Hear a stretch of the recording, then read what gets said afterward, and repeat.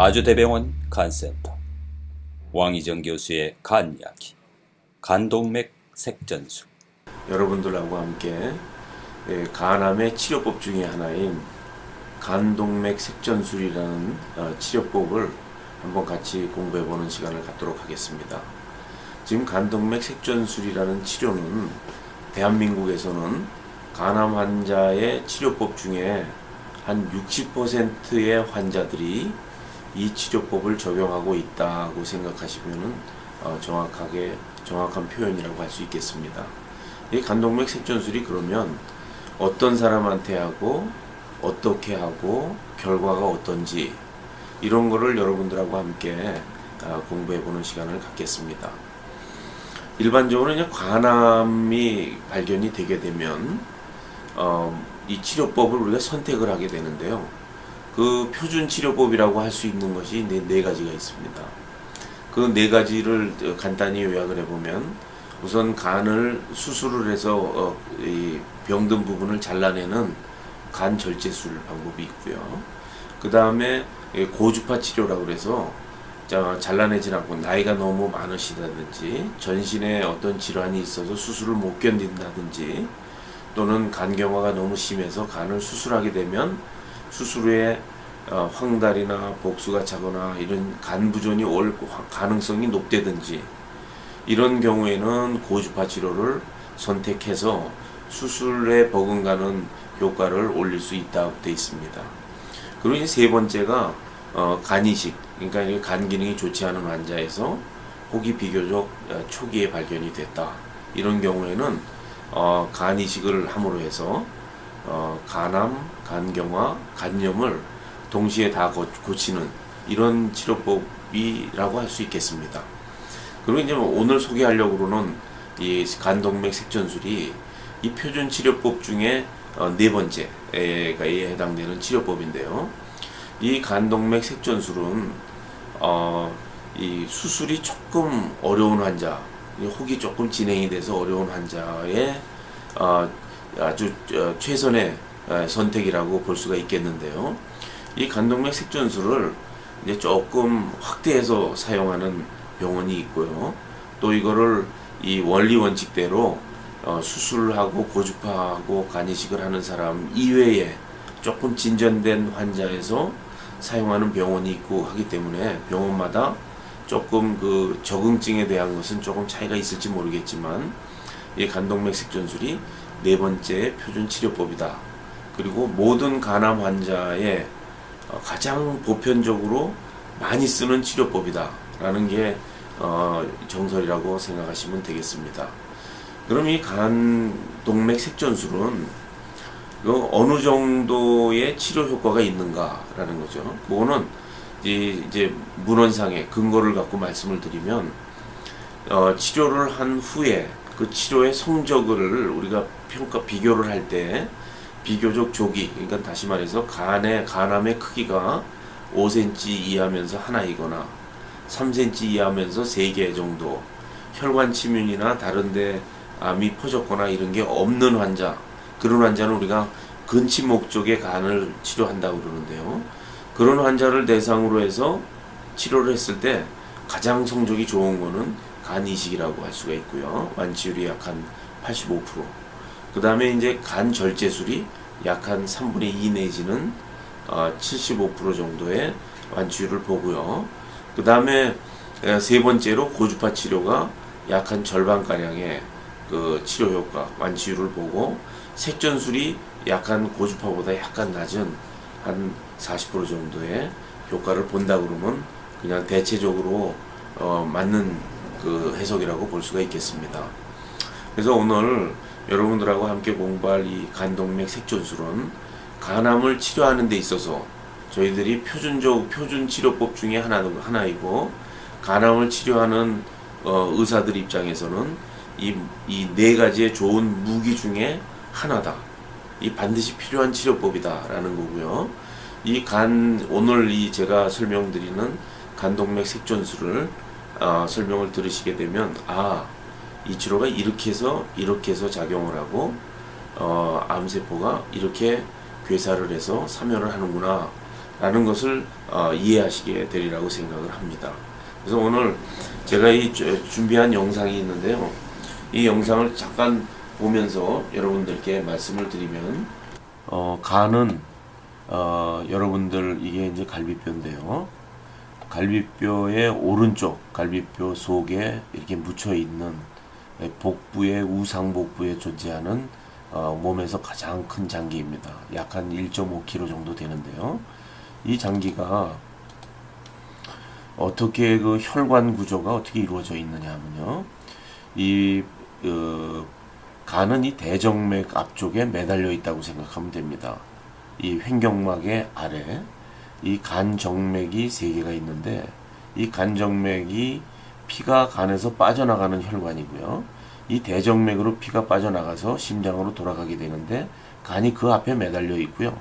이 아래쪽에서 담도, 문맥, 내장에서 오는 혈관, 이 산소를 갖고 오는 대동맥에서 오는 간동맥, 이 3가지 구조가 간의 혈류를 공급하는 이와 같은 구조를 갖고 있습니다.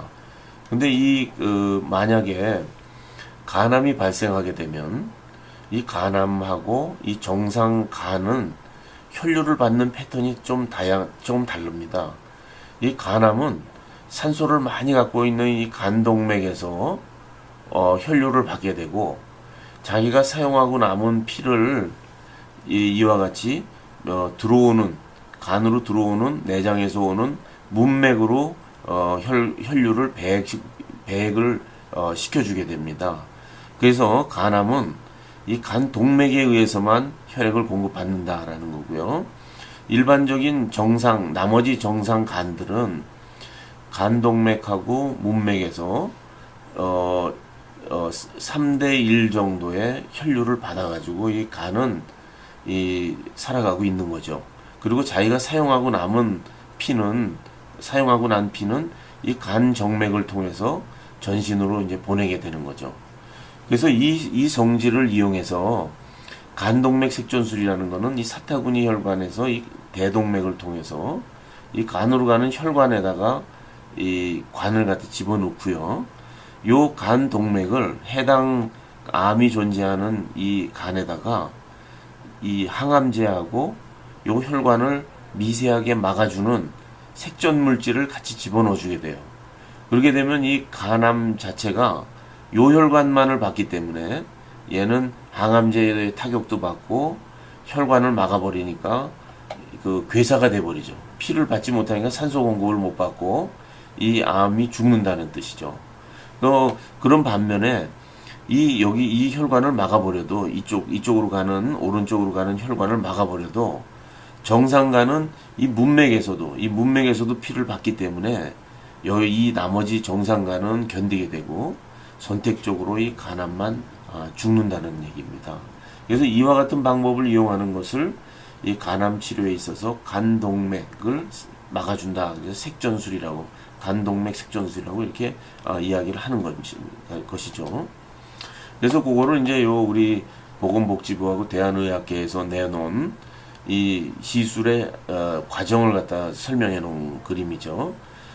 사타구니, 간암 환자의 사타구니를 잘 짚어보면은 펄떡펄떡 뛰는 대퇴동맥에다가 주사를 놔서 관을 갖다 집어넣어서 요걸로 가는 간동맥에다가 이렇게 관을 거치시킵니다. 그래서 그 관을 통해서 이제 요런 색전 물질하고 잘 이게 갈아준 색전 물질하고 항암제를 섞어서 그 물질을 이 관을 통해서 집어넣어 주게 되면 이 종양 안으로 이렇게 그 색전 물질하고 항암제가 들어가서 이 혈관을 막게 되면 다시 여기다 조영제를 넣고 쏴보면은 다른 데로는 피가 가는데, 동맥으로 가는데 얘한테는 혈류가 더 이상 들어가질 않아요. 그러면 그런 부분들이, 동맥이 막힌 게 이쪽 간들도 어느 정도는 영향을 받지만 그 간들은 아까 말씀드린 문맥을 통해서 그 산소나 영양을 공급받기 때문에 어느 정도 견디게 됩니다. 그래서 저희들이 이와 같은 간동맥 색전술을 함으로 해가지고 거의 암의 95% 정도 이상이 괴사가 돼서 죽게 되는 거죠. 그럼 환자는 다 죽은 환자는 그 한두 번의 치료를 가지고 추적 조사를 함으로 해서 재발되는지 하는 거를 검사해 나가고요. 이게 만약에 옆구리에서 살아있는 조직 같은 게 자라나게 되면 반복해서 치료도 할 수 있게 됩니다. 그래서 이제 이 약을 집어넣은 그 모양을 우리가 확인하게 되는 게 이렇게 엑스레이를 통해서 이제 여기다 약을 집어넣고 이게 까맣게 들어가면 이게 약이 잘 들어갔구나. 그래서 이렇게 색전 물질을 한 뒤에 이와 같은 모양을 보이게 되고요. 이거를 이제 환자가 끝낸 다음에 퇴원했다가 한 달 뒤에 병원에 와서 이 약을 집어넣지 않고 그냥 CT를 찍습니다. 그걸 뭐라고 그러냐면 리피오돌 CT라고 그러는데, 그 사진이 이렇게 혈관 같은 데다가 약을 전혀 넣지 않고 그냥 CT만 찍는 겁니다. 그렇게 하면 요게 정상 간이고요. 다 이제 간에서는 씻겨 나가고 혹에만 이렇게 하얗게 약이 들어앉습니다. 그럼 이렇게 하얗게 약이 들어앉은 동안은 피가 여기를 범접을 하지 못해요. 피가 들어오질 못하니까 이 부분이 대부분이 괴사가 되고요.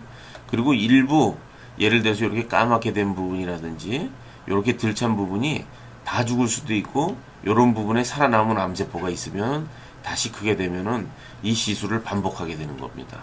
그래서 이와 같은 지금 설명드린 과정이 그 간동맥 색전술이라는 치료법이고, 이 치료법이 이제 최초 치료로 사용할 때는 암이 조금 진행된 환자, 또 이 어떤 수술을 하거나 고주파 치료를 하거나 이식을 한 다음에 암이 재발했다, 그럴 때 재발 치료, 이런 쪽으로 이 간동맥 색전술이 사용되게 되는 것이죠. 지금까지 설명드린 그 간동맥 색전술은 모든 환자에 있어서 좋은 결과만 있는 것은 아닙니다. 이 간동맥 색전술이 그 사용을 해가지고 오히려 득보다 실이 있는 환자들이 가끔 있거든요. 그런 경우가 이제 대표적인 경우가 간 기능이 많이 떨어져 있는 환자나 또는 종양이 아주 큰 환자인 경우가 어려움을 겪는 경우가 있습니다. 이 간동맥 색전술이라는 게 간 자체 한 절반 내지는 전체 간에다가 항암제와 색전술을 뿌리는 시술이기 때문에 간에 부담이 좀 되거든요. 그래서 간 기능이 떨어진 환자인 경우에 색전술 후에 복수가 찬다든지 황달에 온다든지 그래서 간부전으로 빠지는 환자가 아주 종종 있고요. 그리고 이제 종양이 아주 큰 환자인 경우에는 이 색전 물질을 집어넣어서 갑자기 종양혈관을 막아버리면 갑작스러운 괴사와 더불어서 환자가 혈압이 떨어지고 이 몸이 붓고 이런 그 폐혈증기가 나타나는 경우가 있습니다. 그럴 때는 이 간 그 괴사된 부분에다가 배액관을 집어넣어서 안에 고여있는 물을 이제 뽑아줘야 되는데요. 뽑는 과정, 하고 항생제를 쓰면서 회복시키는 과정이 쉽지 않은 경과를 밟는 경우를 보고요.